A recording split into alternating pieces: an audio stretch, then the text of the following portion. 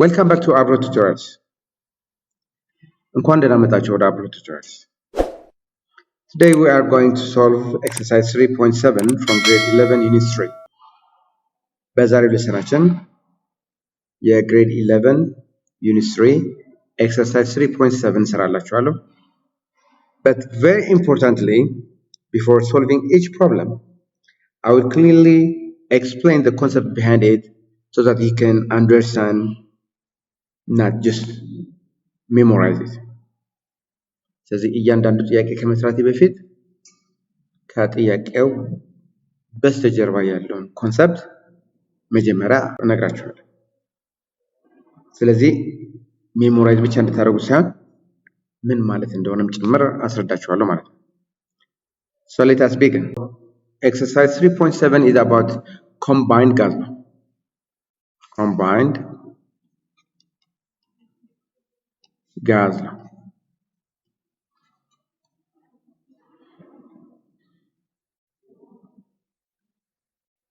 ስለዚህ exercise 3.7 ስለ combined gas law ነው።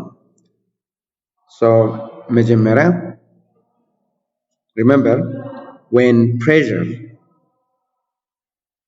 pressure, volume and temperature all change, እነዚህ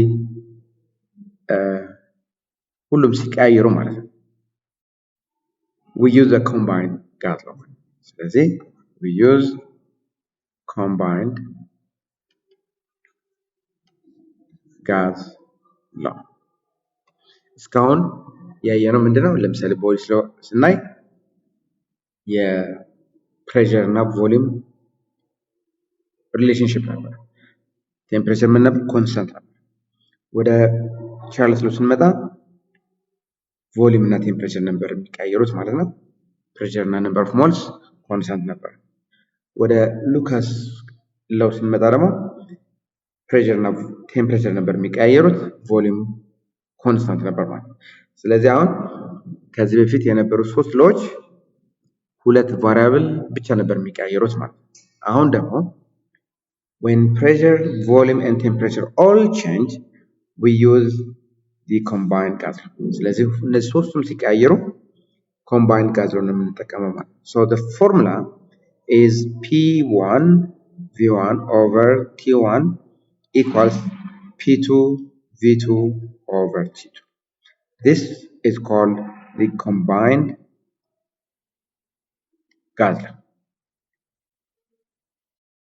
ይሄ ለው combined gas law ይባላል ማለት ነው። The other thing that you have to remember is temperature must always be what? Be in Kelvin አይደል? በኬልቪን ኤክስፕረስ መደረግ አለበት ማለት ነው ሁልጊዜ። ስለዚህ ዲግሪ ሴልሺየስን ቢሰጣችሁ ዲግሪ ፋራናይትን ቢሰጣችሁ ወደ ኬልቪን ነው መጀመሪያ የምትቀይሩት ማለት ነው። ለምሳሌ አሁን ከዲግሪ ሴልሺየስ ወደ ቴምፕሬቸር ለመቀየር ኬልቪን ማለት ዲግሪ ሴልሺየስ ፕላስ ዋት ፕላስ 273 መሆኑን አትርሱ ማለት ነው። The other point is what STP stands for. So STP stands for what? Standard temperature and pressure, right?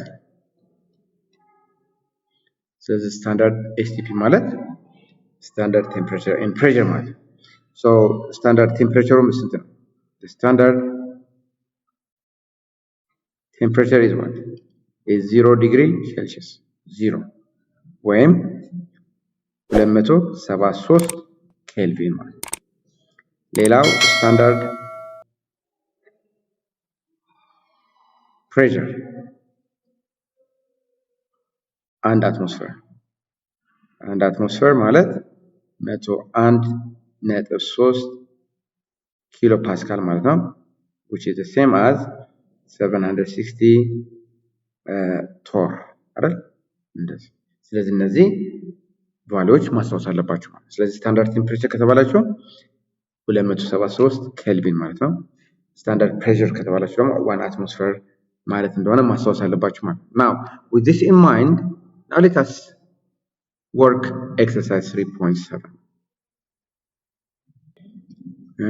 So question number 1 says, if 50 centimeter cube sample of gas exerts a pressure of 60 kilopascal at 35 degrees Celsius, what volume will it occupy at STP? Meaning 0 degrees Celsius and 1 atmosphere. ስለዚህ አሁን እዚህ ጋር ሶስቱም ቫሪያብሎች እየተቀየሩ ነው ማለት ነው አይደል? ቼንጅ እያደረጉ ስለዚህ when all these three variables change you have to use the combined gas law ማለት ነው። so given እናውጣ መጀመሪያ ምንድን ነው የሰጠን? v1 50 ሴንቲሜትር ኪዩብ ተሰጥቷል። ስለዚህ at this volume pressure ስንት ነው? p1 60 ኪሎ ፓስካል ቴምፕሬቸር 35 ዲግሪ ሴልሲየስ ነው። ያው ወደ ኬልቪን መቀየር አለባችሁ። ስለዚህ 273 መጨመር ማለት ነው። ስንት ይሆናል? 308 ኬ ይሆናል። ሌላው ምንድነው? at STP። ስለዚህ አሁን የተጠየቅነው ቮሊዩም ነው። what volume will it occupy at STP? ስለዚህ ቴምፕሬቸሩ እና ፕሬሸሩ ወደዚህ ቢቀየር ቮሊዩሙ ምን ያህል ይሆናል ነው ጥያቄው። ስለዚህ P2 ስንት ነው? 1 አትሞስፌር ነው። 1 አትሞስፌር ማለት ምን ማለት ነው? 101.3 ኪሎ ፓስካል እንደማለት ነው። T2 ይሄ T1 ነው። T2 0 ዲግሪ ሴልሲየስ ማለት 273 ስንጨምርበት 273 ኬልቪን። ስለዚህ ቴምፕሬቸሩ ወደዚህ ቢቀየር ፕሬሸሩም ወደዚህ ቢቀየር ምንድነው የጠየቅነው? required V2 ነው የጠየቅነው ማለት ነው። ስለዚህ V2 ወይም ቮሊዩም 2 ምን ይሆናል? ስንት ይሆናል ይባላል። so አሁን V2 ሶልቭ ለማድረግ we use the combined gas law ማለት ነው። ስለዚህ V1 P1 over T1 እኩል ይሆናል V2 P2 over T2 ማለት ነው። የተጠየቅነው ምንድነው? V2 ስለሆነ ይሄን በT2 over P2 አባዛዋለሁ። ይሄንም በT2 over P2 አባዛዋለሁ። so ምን ይሆናል? ይሄ ይጠፋል ይጠፋል። ስለዚህ V2 ማለት V1 P1 T2 over T1 ሲባዛ P2 ነው ማለት ነው። V1 ስንት ነው? 50 ሴንቲሜትር ኪዩብ ሲባዛ P2 60 ኪሎ ፓስካል ሲባዛ T2 ስንት ነው? 273 ኬልቪን ኦቨር T1 ስንት ነው? 308 ኬልቪን ሲባዛ P2 ስንት ነው?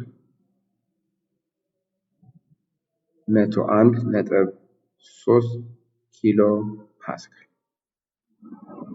so እዚህ ጋር ኬልቪን በኬልቪን ይጣፋል፣ ኪሎ ፓስካል በኪሎ ፓስካል።